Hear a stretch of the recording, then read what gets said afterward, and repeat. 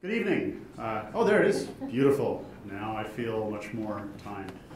As John said, I'm Jim Benson, and my talk tonight is a little bit pointed. So, how many here believe that the customer is the arbiter of value? Arbiter. Oh, come on. Yes, you do. See, even John does. So this is just a quick story about what happened to us this year.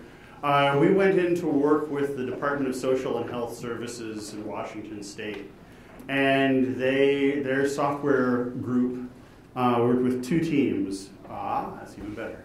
And their first team had a product called Tiva, and Tiva managed all of the care for the vulnerable adults in Washington State. So any adults who were being abused or had been abandoned or were otherwise being mistreated would fall into this system and would be tracked by this system. The other was called CARE, and CARE did the same thing but for kids. So any kid that found themselves in Child Protective Services or under investigation or surveillance, if you will, would end up in this system. Arguably the two most important pieces of software in Washington State, and we make a lot of software, right?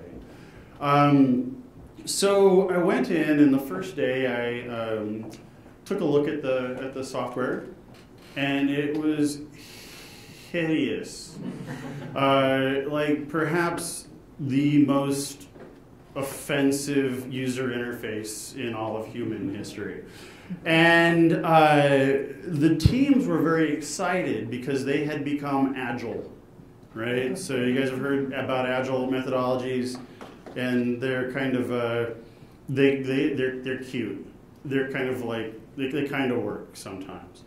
And one of the things that agile teaches is that you want to separate the development teams from anything that might distract them ever, like business or the customer or any input into things that might make them do a good job, right?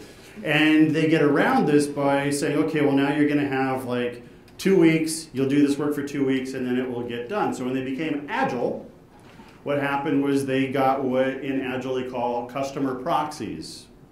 So when I looked at the software, I said, do you guys talk to your customers? And they said, oh yeah, we talk to them every week. It's like, really? Really? And I said, yeah, really. So yeah, every week we talk to the customers. Okay, who are your customers? And they're like, that guy. It's like, you talk to that guy every week. It's like, yeah. It's like, okay, first of all, you could point at that guy, so you should probably talk to him more than every week because he's just over there.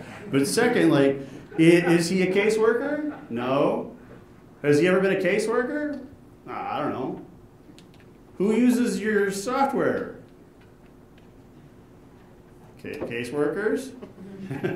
That's what I thought. All right, so have you ever gone to talk to a caseworker? Oh, yeah, we did. Okay, what happened? Well, we watched them type stuff in, and it went pretty much, how we would expect it to.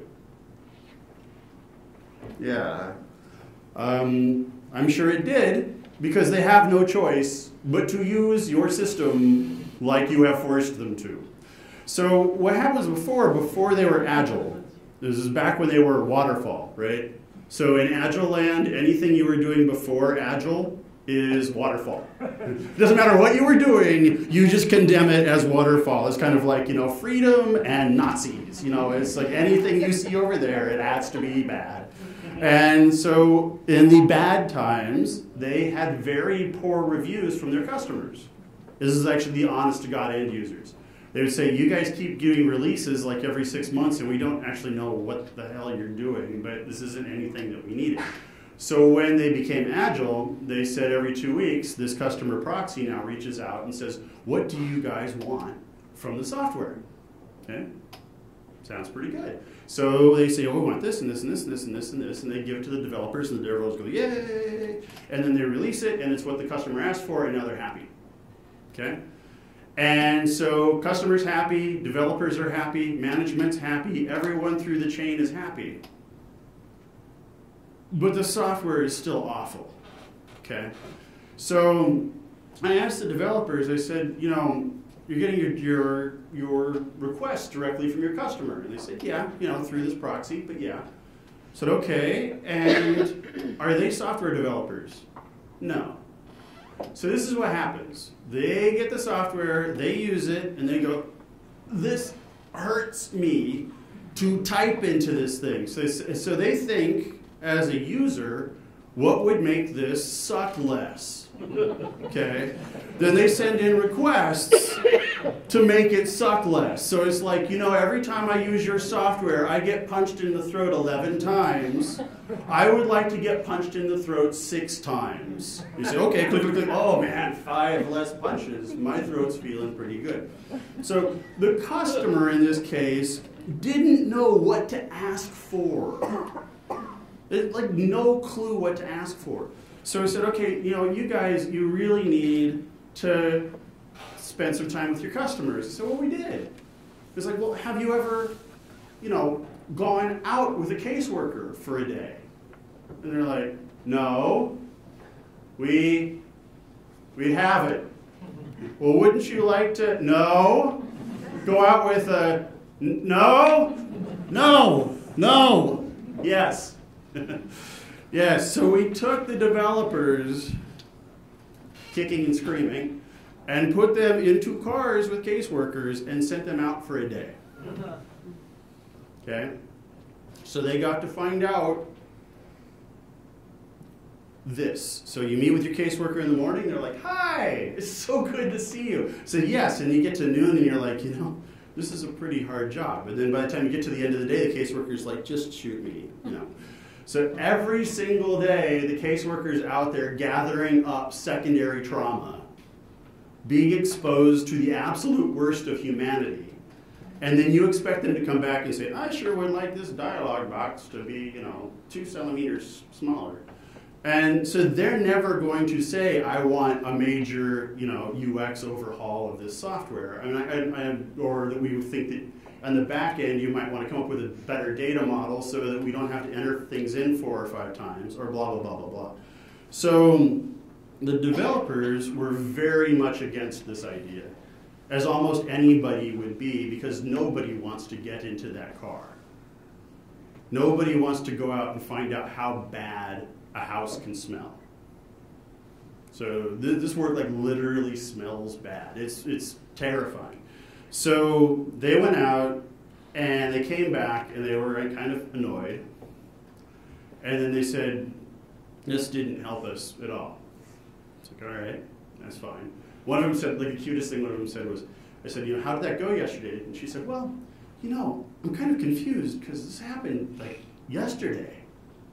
And I'm not sure I've even fully processed it yet.